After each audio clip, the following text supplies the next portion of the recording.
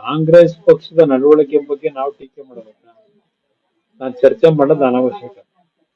ಯಾವ ರೀತಿ ಕಾಂಗ್ರೆಸ್ ಪಕ್ಷ ಯಾವ್ಯಾವ ಸಂದರ್ಭದಲ್ಲಿ ಯಾವ್ಯಾವ ರೀತಿಯಲ್ಲಿ ಸರ್ಕಾರಗಳನ್ನ ಅಸ್ಥಿರಗೊಳಿಸಿದ್ದಾರೆ.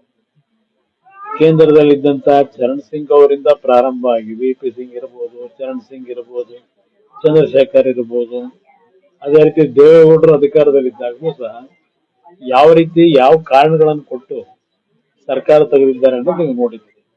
ಇಂದ ಕಾಂಗ್ರೆಸ್ ನಲ್ಲಿ ಅವರಿಗೆ ಬೇಕಾದಂತ ರೀತಿ ತೀರ್ಮಾನಗಳನ್ನು ಮಾಡ್ತಕ್ಕಂಥದ್ರಲ್ಲಿ ಹಲವಾರು ರೀತಿಯ ಉದಾಹರಣೆಗಳನ್ನು ಕೊಡಬಹುದು. ಅದರಿಂದ ಇವತ್ತು ಅವರು ಡಿಎಂಕೆ ಜೊತೆ ಸಂಬಂಧ 20 ವರ್ಷ ಸಂಬಂಧ ಕಡಿದು ಇವತ್ತು ವಿಜಯ್ ಅವರ ಜೊತೆ ಸೇರ್ತಾ ಇರ್ತಕ್ಕಂಥದ್ದೇನಿದೆ, ಅವ್ರ ಪಕ್ಷದಲ್ಲಿ ಅವ್ರ ಮುಂದಿನ ಭವಿಷ್ಯದ ದೃಷ್ಟಿಯಿಂದ ತೀರ್ಮಾನ ತಗೊಂಡವರು. ಅದ್ರ ಬಗ್ಗೆ ನಾನು ಯಾಕೆ ಚರ್ಚೆ ಮಾಡಲಿ? ನೋಡೋಣ, ಮುಂದೆ ಕಾಲ ಅದಕ್ಕೆ ಉತ್ತರ ಕೊಡೋದು. ಕಾಂಗ್ರೆಸ್ ಪಕ್ಷದ ನಡವಳಿಕೆ ಬಗ್ಗೆ ನಾವು ಟೀಕೆ ಮಾಡಬೇಕಾ? ನಾನು ಚರ್ಚೆ ಮಾಡೋದು ಅನವಶ್ಯಕ. ಯಾವ ರೀತಿ ಕಾಂಗ್ರೆಸ್ ಪಕ್ಷ ಯಾವ್ಯಾವ ಸಂದರ್ಭದಲ್ಲಿ ಯಾವ್ಯಾವ ರೀತಿಯಲ್ಲಿ ಸರ್ಕಾರಗಳನ್ನ ಅಸ್ಥಿರಗೊಳಿಸಿದ್ದಾರೆ.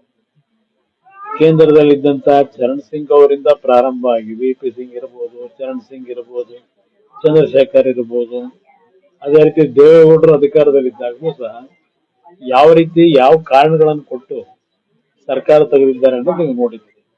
ಇಂದ ಕಾಂಗ್ರೆಸ್ ನಲ್ಲಿ ಅವರಿಗೆ ಬೇಕಾದಂತ ರೀತಿ ತೀರ್ಮಾನಗಳನ್ನು ಮಾಡ್ತಕ್ಕಂಥದ್ರಲ್ಲಿ ಹಲವಾರು ರೀತಿಯ ಉದಾಹರಣೆಗಳನ್ನು ಕೊಡಬಹುದು. ಅದರಿಂದ ಇವತ್ತು ಅವರು ಡಿಎಂಕೆ ಜೊತೆ ಸಂಬಂಧ 20 ವರ್ಷ ಸಂಬಂಧ ಕಡಿದು ಇವತ್ತು ವಿಜಯ್ ಅವರ ಜೊತೆ ಸೇರ್ತಾ ಇರ್ತಕ್ಕಂಥದ್ದೇನಿದೆ, ಅವ್ರ ಪಕ್ಷದಲ್ಲಿ ಅವ್ರ ಮುಂದಿನ ಭವಿಷ್ಯದ ದೃಷ್ಟಿಯಿಂದ ತೀರ್ಮಾನ ತಗೊಂಡವರು. ಅದ್ರ ಬಗ್ಗೆ ನಾನು ಯಾಕೆ ಚರ್ಚೆ ಮಾಡಲಿ? ನೋಡೋಣ, ಮುಂದೆ ಕಾಲ ಅದಕ್ಕೆ ಉತ್ತರ ಕೊಡೋದು. ಕಾಂಗ್ರೆಸ್ ಪಕ್ಷದ ನಡವಳಿಕೆ ಬಗ್ಗೆ ನಾವು ಟೀಕೆ ಮಾಡಬೇಕಾ? ನಾನು ಚರ್ಚೆ ಮಾಡೋದು ಅನವಶ್ಯಕ. ಯಾವ ರೀತಿ ಕಾಂಗ್ರೆಸ್ ಪಕ್ಷ ಯಾವ್ಯಾವ ಸಂದರ್ಭದಲ್ಲಿ ಯಾವ್ಯಾವ ರೀತಿಯಲ್ಲಿ ಸರ್ಕಾರಗಳನ್ನ ಅಸ್ಥಿರಗೊಳಿಸಿದ್ದಾರೆ.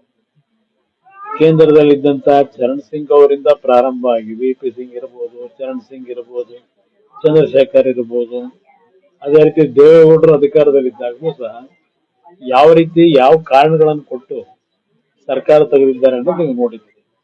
ಇಂದ ಕಾಂಗ್ರೆಸ್ ನಲ್ಲಿ ಅವರಿಗೆ ಬೇಕಾದಂತ ರೀತಿ ತೀರ್ಮಾನಗಳನ್ನು ಮಾಡ್ತಕ್ಕಂಥದ್ರಲ್ಲಿ ಹಲವಾರು ರೀತಿಯ ಉದಾಹರಣೆಗಳನ್ನು ಕೊಡಬಹುದು. ಅದರಿಂದ ಇವತ್ತು ಅವರು ಡಿಎಂಕೆ ಜೊತೆ ಸಂಬಂಧ 20 ವರ್ಷ ಸಂಬಂಧ ಕಡಿದು ಇವತ್ತು ವಿಜಯ್ ಅವರ ಜೊತೆ ಸೇರ್ತಾ ಇರ್ತಕ್ಕಂಥದ್ದೇನಿದೆ, ಅವ್ರ ಪಕ್ಷದಲ್ಲಿ ಅವ್ರ ಮುಂದಿನ ಭವಿಷ್ಯದ ದೃಷ್ಟಿಯಿಂದ ತೀರ್ಮಾನ ತಗೊಂಡವರು.